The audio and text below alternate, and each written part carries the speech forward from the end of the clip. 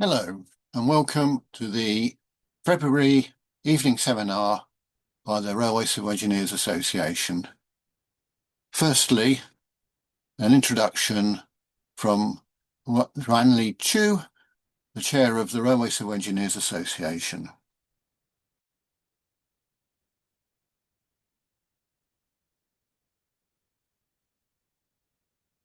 Today's talk will be given by Tim Kendell on how Dr Beeching saved the railways and set the scene for the current rail renaissance. More from Jan.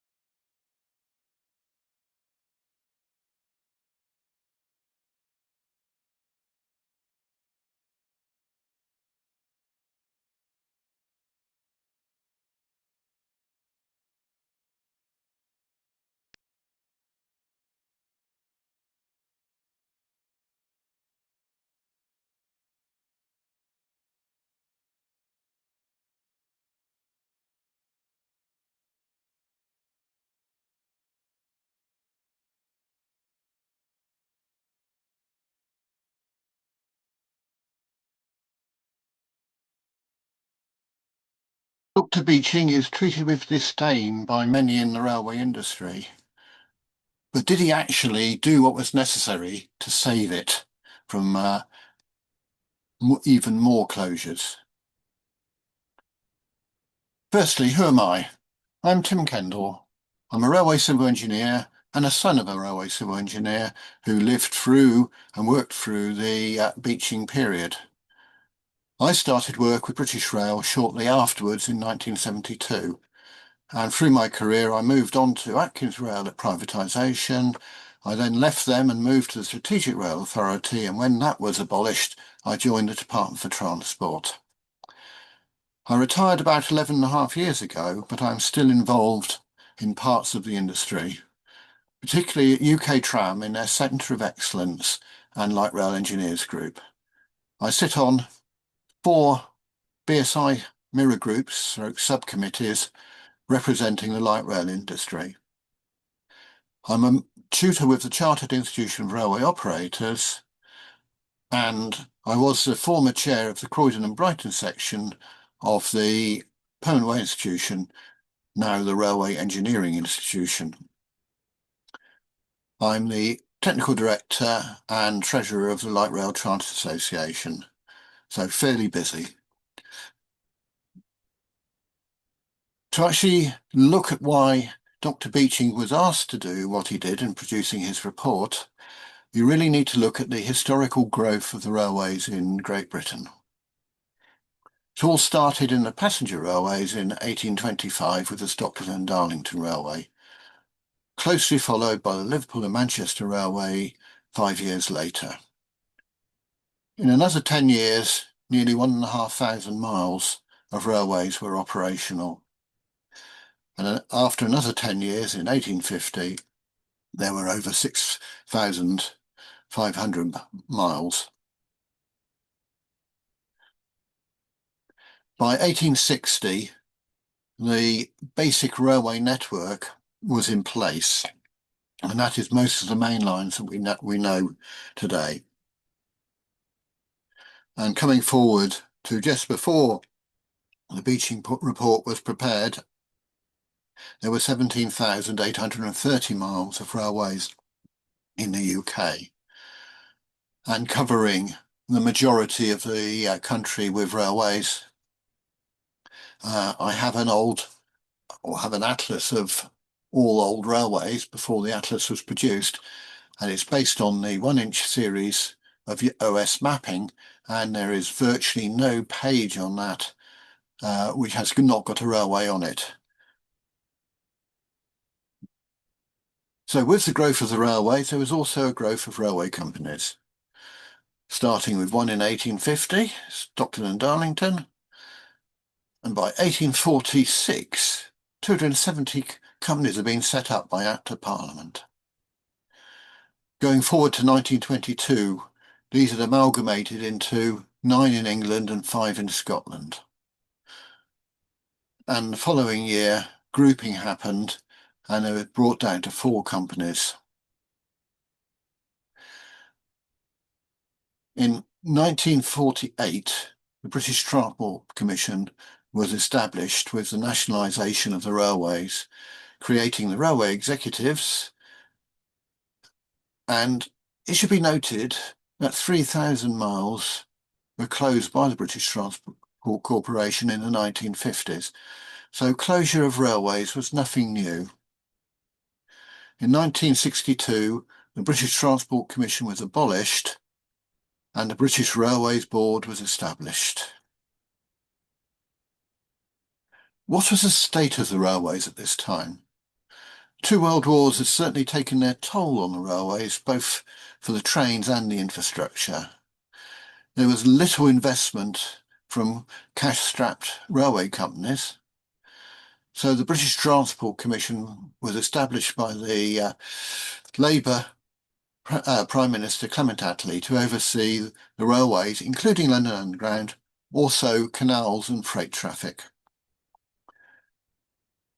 A Conservative government was elected in 1951, and in 1953 they presented a Transport Act which returned road transport largely to the private sector and reduced the amount of regulation for such transport. They abolished the railway executives, devolving the railways to area boards and the regions. The British Transport Commission was then just left to control policy, finance and general direction. Sounds a bit like the Strategic Rail Authority, doesn't it? Things come around and go around. In 1954, an act was passed. We set up the area boards, one for each region. Going forward backwards in 1952, the railway executive was set up a committee of 5 senior officers to prepare a development plan, which was delivered in 1953, just before the area boards were established. So what was their development plan? It was desperately needed, but it looked at a fair amount of electrification, some improvement to running lines, some modification of signalling and telecoms, resiting and modernisation of marshalling yards. That's interesting. Rationalisation and modernisation of freight terminals. We'll come back to those because that was something quite important to understand. The fitting of continuous brake to freight rolling stock. Well, that wasn't even finished when I joined the railways, but at least they were getting round to finishing through piping on it. Introduction of diesel rail cars with a bit of money, reconstruction of passenger stations, and something revolutionary. Let's have a helicopter terminal and services, and some investment in marine services. All coming to 500 million, £500 million in those days, equivalent to nearly £18 billion in last year. What were the assumptions? The plan to be spread over a number of years, launched within 5 and completed within 10. And government was to provide the loan of £500 million on special terms. Motive traction,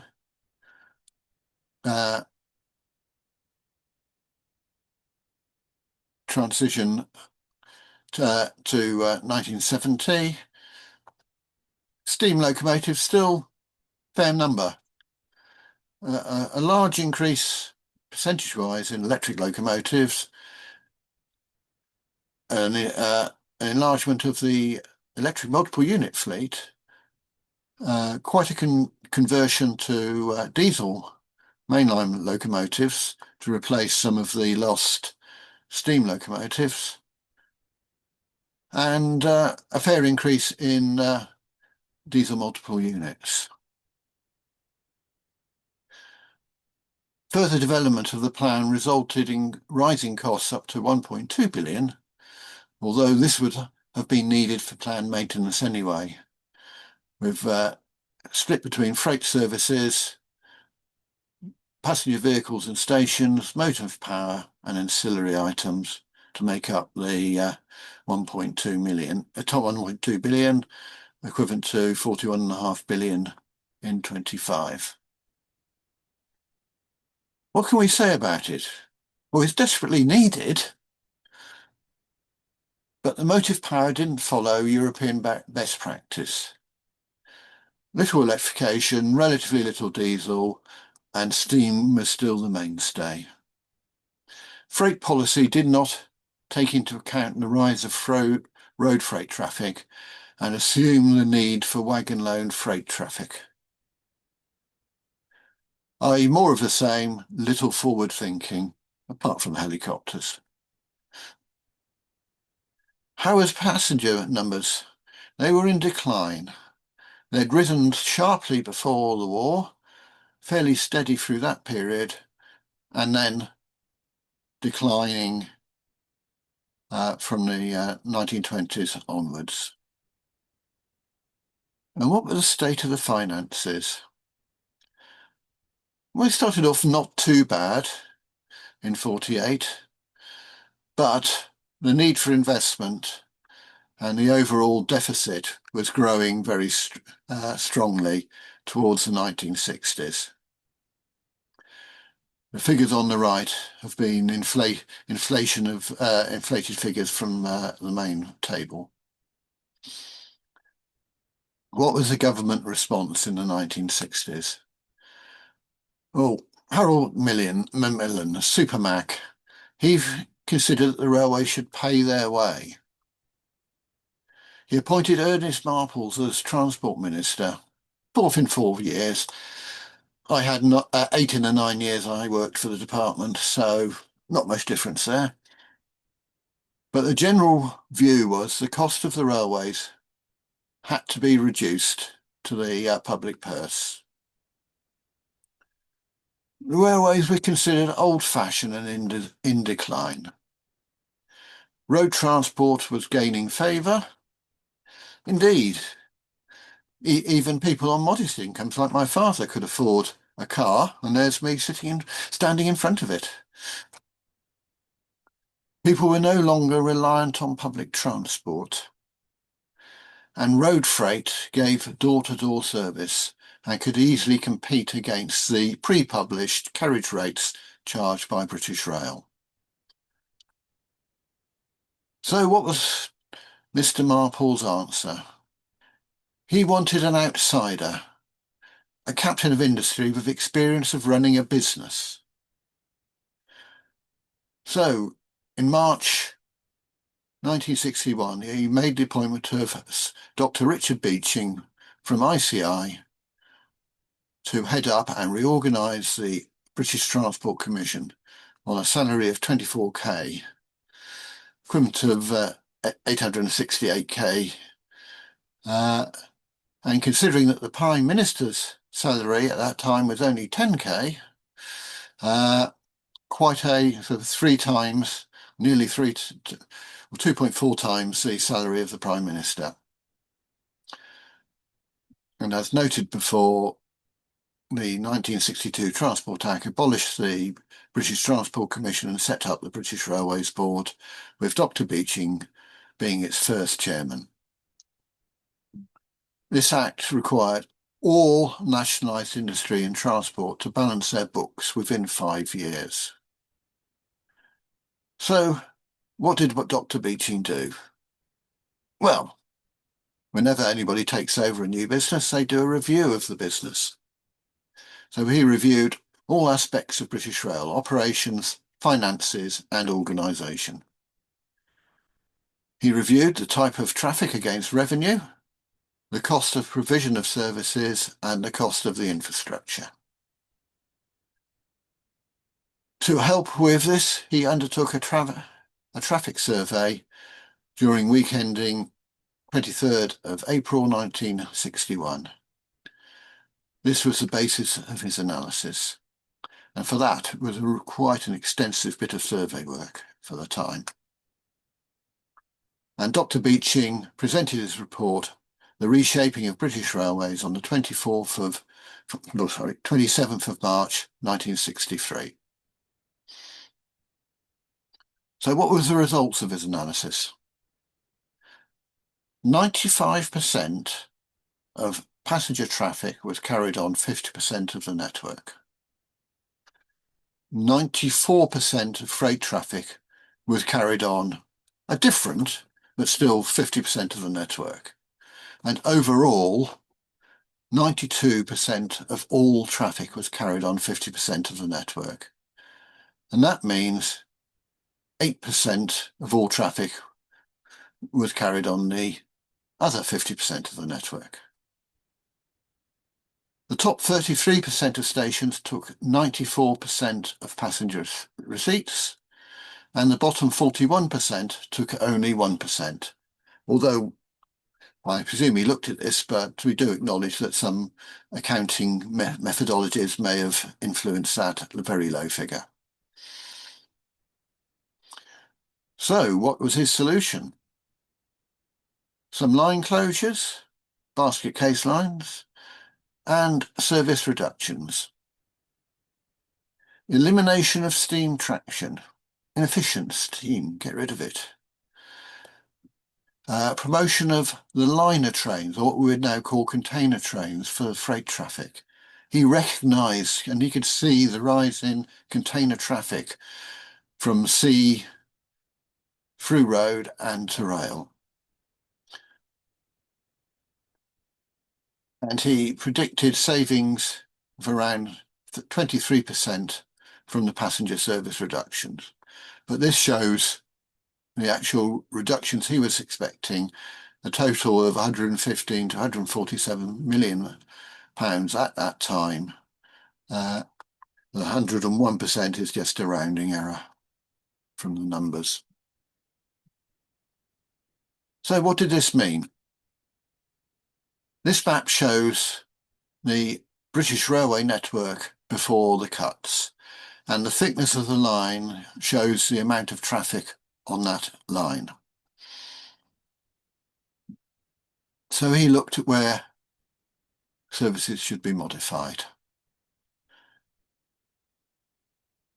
And the red lines were the ones that tended to stay, and the black ones were ones where there was little traffic.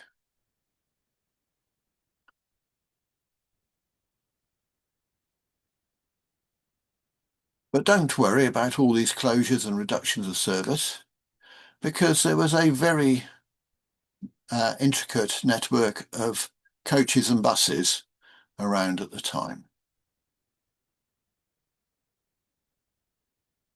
Who decides? Dr Beeching's report only recommended lines for closure. The responsibility for authorising closures, then as is now, lies with government. And it was the Minister of Transport who chose which lines were actually closed. Now, in 1964, a Labour Party was elected with Harold Wilson as Prime Minister. Lord Beeching returned early to RCEA in June 1965, but the closures continued. The cost of the railways was even too great for the Labour Party. However, some might say that political considerations did come to the fore with the closures. How many marginal Labour constituencies did the Mid Wales line go through? So, not all the lines that Dr Beeching recommended for closure were actually closed, and indeed some that he didn't include were closed. So there we can look at the railway network in 61 and 84, before and after. But you can still see that if you look at that against the population and where the major towns are, that most of them are still covered. There are still very few major towns which do not have a railway station, before many villages did. But that wasn't the only report that Dr Beeching did. He did a second report which looked at the development of the major trunk routes, and he looked at where the duplication was. So he considered the traffic to the West Midlands, Manchester, Liverpool and Scotland should be concentrated on the West Coast Main Line, and traffic to the northeast on the East Coast Main Line, closing it north of Newcastle, and to Wales and the West Country, the Great Western Main Line. And of the 7,500 miles of route line, you can see how many there would there be choices of two routes for transport, and other places a choice of three routes. The then government rejected this proposal. So, what was Dr Beeching's legacy? Surgery to remove the lines that gave little benefit to the country, saving significant cost. Elimination of inefficient steam traction. Elimination of inefficient and uneconomic freight services, and ending the common carrier status. And that's very important, because anybody could go up to the railways and ask you to take this item from here to there, and they had to do it. That was ended, so they could concentrate on the traffic that was efficient for the railways to transport. And that included the introduction of freightliner services, otherwise known as containers, which became the mainstay of the non-train load freight business, replacing the wagon load freight entirely. He reorganised the railways and its management to a way that was fit to act as a business, and there was a reduction in state support. So what happened next? And this is sort of around the time that I joined the railways. The railways started looking to the future. There was investment in track, and the introduction of 113A, as we called it, 756 rail on concrete sleepers. There was investment in stations, particularly on the West Coast, with rebuilding of Euston and Birmingham New Street stations. And there were investment in routes, electrification in particular of the West Coast Main Line and later the East Coast Main Line. There was investment in rolling stock. They had the advanced passenger train trials, the so-called supposedly interim high-speed trains, 125 services on the Great Western, East Coast and Midland Main Lines. Perhaps one of the most successful trains produced in this country. And the introduction later on of the Intercity 225 trains on the East Coast Main Lines, although they never actually ran at 225 kilometres an hour, 140 miles an hour, but for other reasons. And there was new suburban trains introduced onto London and the South East.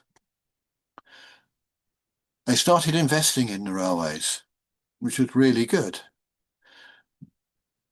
In 1976, Peter Parker was appointed as chairman of the British Railways Board. He took on government and said, right, if you want to have the non-profitable services, let's have a social contract to actually secure the money for it. He was a critic of the underinvestment in the railways that had been in the previous years, and he looked at it in another way for businesses. He looked at the intercity business, something that should make a profit. He looked at London and the South East, later to become Network South East, as somewhere which was absolutely essential for the working of London. He looked at the regional railways, and they needed a different aspect to look at them, how should be run to actually serve the regions, the provincial parts of the railway of the country. Trainer express systems to look at the parcel loads together with rail freight distribution and train load freight for the main line, for the train load freight. So rail freight distribution looked at the container traffic. A business-led approach to running the railways. And he also resisted the Serpil report in 1982 that suggested closures, at the worst, of 84% of the network. The next major reorganisation of the railways came with privatisation. Following the privatisation of many of the publicly owned utilities under Margaret Thatcher, the John Major Conservative government set out how it wanted to privatise the railways and enacted this through the 1993 Railways Act. It created Railtrack, a private sector company to look after the infrastructure and operate the signals, and then creation of train operating companies to run the passenger services under a franchise agreements. Rolling stock companies were created to own the trains and lease them to the train operating companies. And following the inability to actually sell off three train companies, freight companies, EWS was bought the initial freight operating companies together. What was the effect of privatisation? Contrary to what was expected, it actually initiated significant investment from the private sector. The train operating companies offered deals to the Office of Passenger Rail Franchising, later becoming the SRA and the DfT, to introduce new trains. The train operating companies also demanded better performance from the infrastructure under Railtrack and later Network Rail. And with the later transfer to the Department for Transport, the high-level output specification was set by the Department for Transport, and they also made a statements of fund available to set a stable funding in 5-year control periods for the railways. So at last, the railways had got away from the nationalised railway side where they didn't know how much money they were going to get from year to year to actually having a stable funding arrangements in 5-year control periods. And the negotiations for the next one would generally start 3 years into the previous funding period. And big investment in new infrastructure with projects like Thameslink and Thameslink 2000, as I worked on, the electrification and upgrade of the West Coast Main Line, and the major investment in cross-London traffic with Crossrail, now the Elizabeth Line. And the train operators introduced better yield control with aggressive marketing of advance tickets where train capacity existed off-peak. So private sector thought was actually being brought into the railways, and it gave it what I consider the kick up the backside it actually needed, and out from the complacency of British Rail. So what was the effect of this privatisation? Massive increase in number of passengers that travelled. You can see it start to rise up. So more people travelling by rail than ever. This lined up a bit with the improvement in the economy of the country following joining the EU, but it also enabled it to be taken advantage of. So what has happened since? Well, restoring your railways came in, Beeching reversals, interesting title, that. So £500 million was allocated to actually look at what could be done. 3 rounds of bids. Each bid had to be supported by a Member of Parliament, was allowed to be presented to the Department for Transport. Many of the bids were shortlisted, and even light rail was considered for some of them. Bit of broader thinking. But how realistic were most of the outline business cases, particularly for the reopenings? How many were just dreams from yesteryear? But some might show promise, but the situation had changed since the 1960s, which was 50-odd years ago, 60 now, with new developments in housing, commerce, education and manufacturing, etc. So what were the results? Well, a few were taken on, developed to strategic outline business case.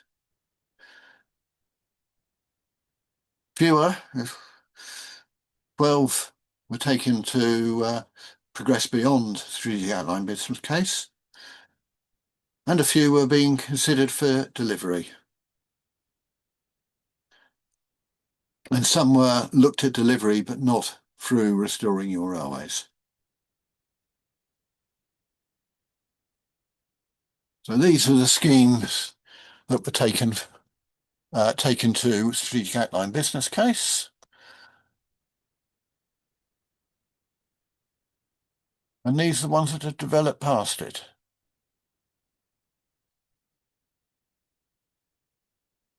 And these are the few that were actually being delivered. And this is the Dartmoor line, which the line was never actually closed, but the passenger traffic has now been brought back to it, out to Oakhampton. The Northampton line is now in service. Again, the track was already there. It's just reintroducing passenger services along it. Marsh Barton station is now open, but Fort Park station is still a dream. Planet Parkway station is open. Iddingswell is awaiting funding, and St Clears station and White Rose station have been delayed. So, out of all that, not a great deal has actually come of it in reality. There are a few schemes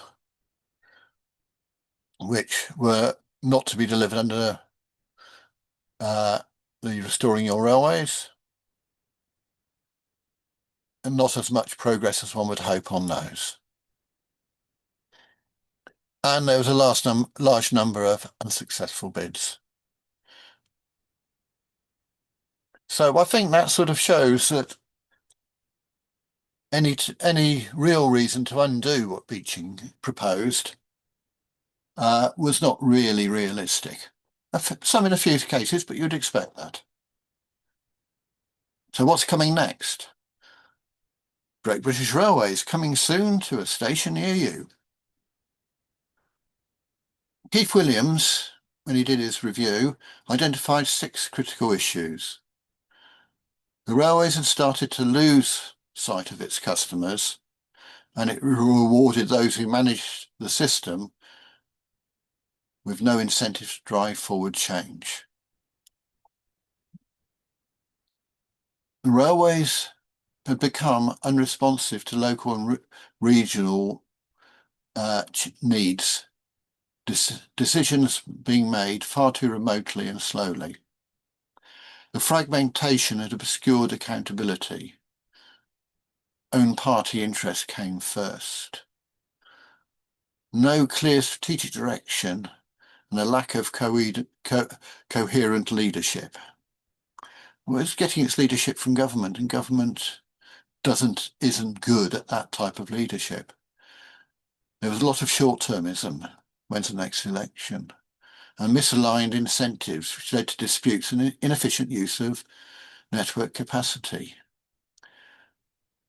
And industry needed to improve productivity and reduce costs and reduce the costs and the slow modernisation. Innovation was stifled by contractual complexities and risk aversion to change. So this is probably what we'd all noticed in the latter part of privatisation.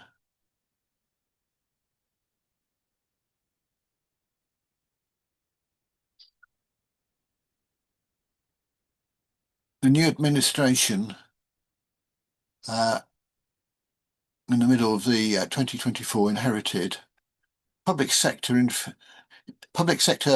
owned infrastructure and private sector operated railways with little incentive on cost and revenue because of the way the franchises were operated, particularly as management contracts post-COVID. The system was governed by a 1990s contract architecture and major infrastructure commitments. No body was capable of ensuring delivery of the intended benefits. Too much process, not enough doing. And a set of private sector-owned groups had failed to come together around the alternative to franchising that would work.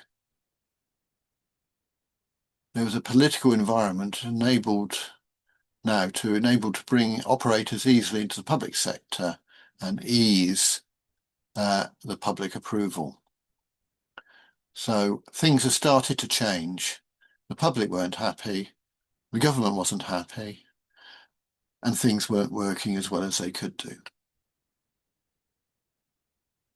So it is said that the Great British Railways Bill will be pragmatic and aim to address the Williams Review, a single integrated body to manage system trade-offs and balance competing priorities, take it out of contract requirements and actually be pragmatic about what you're going to do. It would create a guiding mind to ensure strategic delivery of the intended outcomes and coherent operational planning. Sounds a bit group speak there, but it actually means it's a guiding mind, I think, is what the important thing out of that, and the ability to actually get things done. Safeguard freight and open access operators and the influence of devolved authority, but no veto to block system benefits. Introduce clear accountability, a regulator and a passenger standard authority to provide oversight to ensure that it doesn't revert to how British Rail had been. And a rebalancing of responsibilities from central control and get rid of the government micromanagement. Government that reflected modern political reality. So that's what it's supposed to do. This thought I got from the horse's mouth at a recent meeting of the Retired Railway Officers Society. So it was really up to date in the thinking there. Now, of course, with all such thinking, there's success criteria. I haven't included those because my experience of success criteria is they have to be changed to address reality. I think the success out of this will be whether the railways operationally improve and the customer satisfaction improves and more people come back to the railways. And that will be what I consider the real satisfaction side. Now, looking at what else has happened in the railways since Beeching, high-speed rail. Where are we with high-speed rail? We started our ferry rail, actually, with the introduction of the Intercity 125 service, was the fastest regular passenger services introduced in Europe.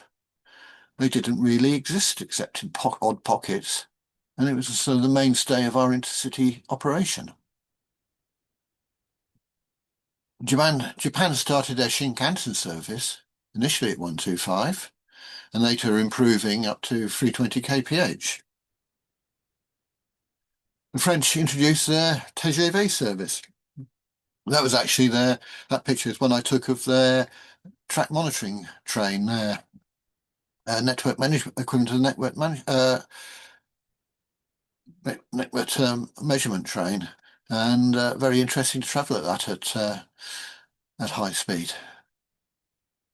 Germany introduced their RCEA services. Their network is very different to either the UK's or Great Britain's or the French network, which are very capital orientated and radial. The German one is very much a network between regional centres. So they had to design their high-speed services very differently.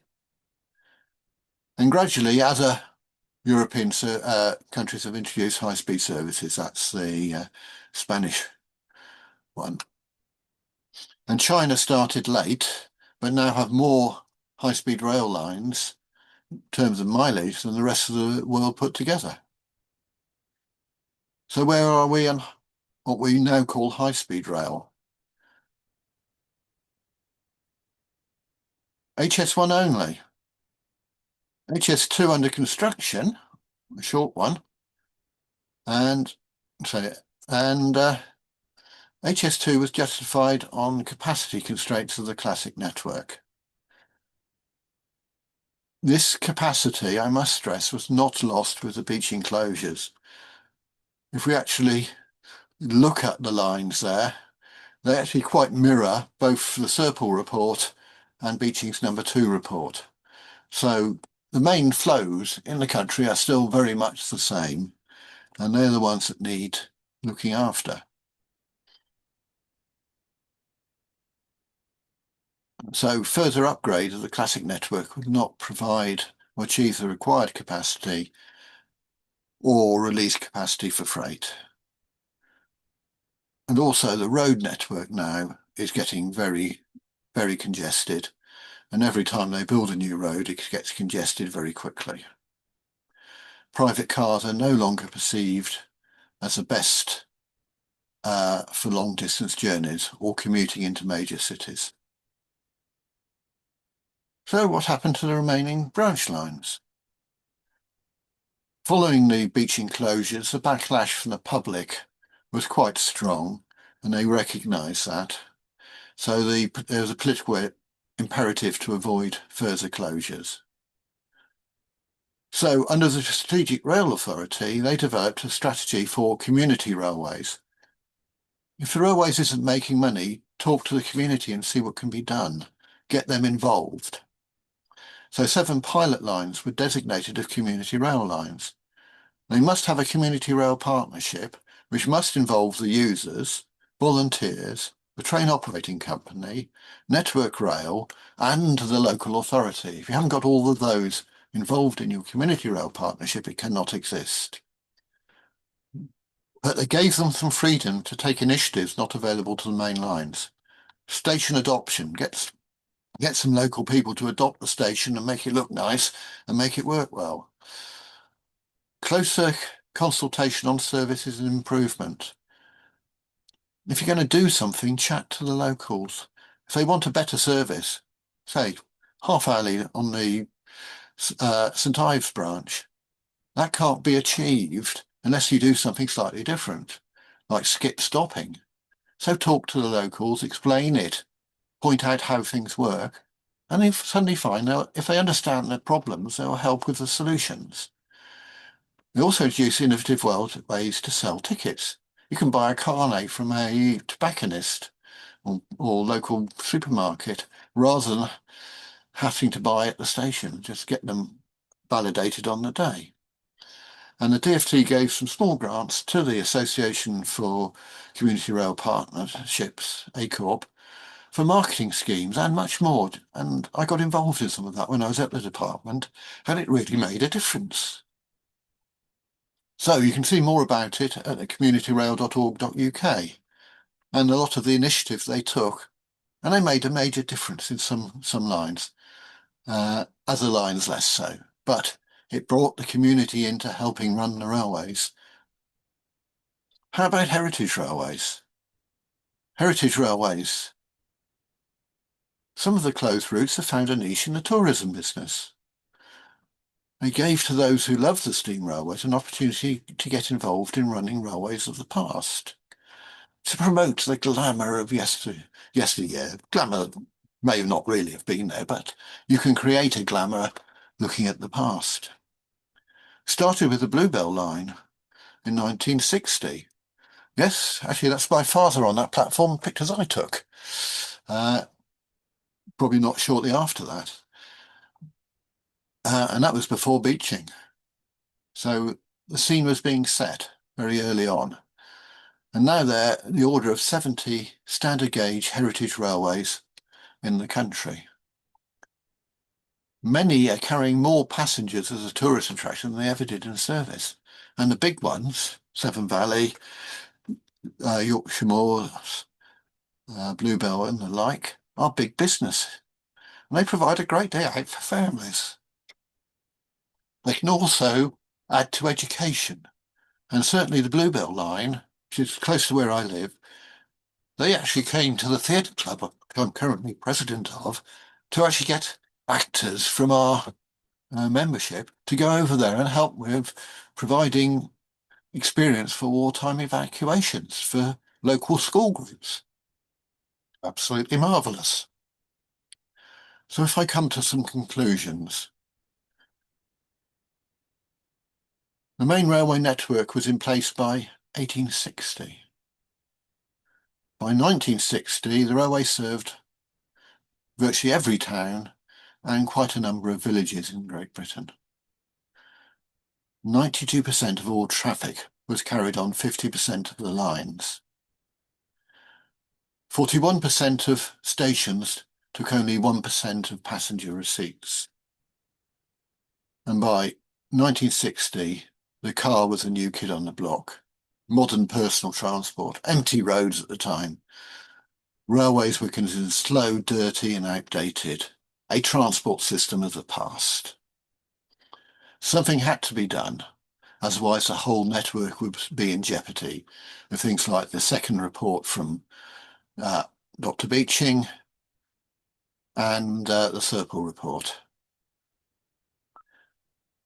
What Dr Beeching proposed was the closure of the basket case lines and services, those which are carrying fresh air around a lot of the time and costing a fair amount of money.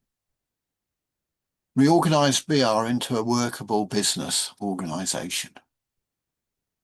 Elimination of the inefficient straight steam traction. And it was working on a steam train was not exactly particularly ideal. It was a really poor working environment and lots of hard work, particularly for the firemen. And he did recognise the rise of container freight traffic. He foresaw that and foresaw that is something that the railways could do well, carrying a trainload of containers to inland depots or inland ports. He realised that BR could not and should not compete with road traffic for small freight loads. It's not what they did well. And he reduced the reliance on public support at the time. These are where I got my information from.